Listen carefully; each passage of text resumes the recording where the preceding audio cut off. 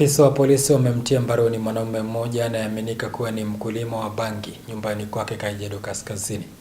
Maafisa wa polisi waliofika mbele waliweza kulazimika kung'oa mimea ile ya bangi huku wakitarajiwa kumfikisha mahakamani wiki ijayo. Wakazi wameraiwa kujiepusha na biashara kama ile ambayo ni haramu.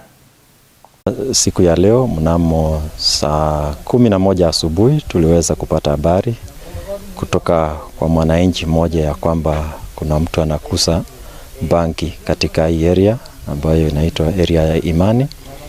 Tuliweza kukimbia hapa pamoja na maofisa yetu na tukapata hii plot ambayo ni 1/8 of a quarter. Ukiangalia utaona ya kwamba kuna bangi kweli inakuzwa, iko katika stages tofauti.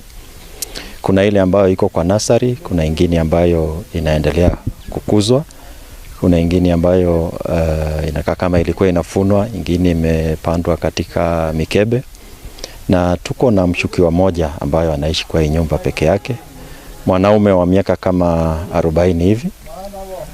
Niseme ya kwamba tunaendelea kumhoji ili tuweze kujua habari zaidi na tuweze kujua kama kuna wengine ambao wanashirikiana nao katika huu uhalifu. Hiyo bangi itang'olewa na tutaendelea kufanya ukaguzi zaidi tuweze kujua ni kiwango gani, na pia tuweze kujua kwa ukamilifu kama kweli ni bangi ili tuweze kumprocess na kumfikisha mahakamani. Tungependa kuwashukuru wananchi ambao wametupatia habari na tuendelee kuwa encourage wazidi kushirikiana na sisi ili tuweze kuangamiza uhalifu katika hii area, na ni watahadharishe wale ambao wanahusika katika uhalifu.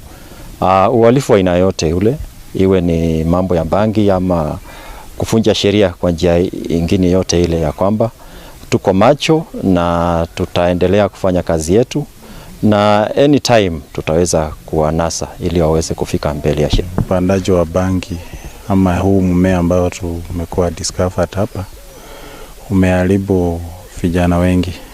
Sasa tutaendelea na uchunguzi tujue kwamba mmea mpandaji ama mshukiwa alianza kufanya hii biashara lini.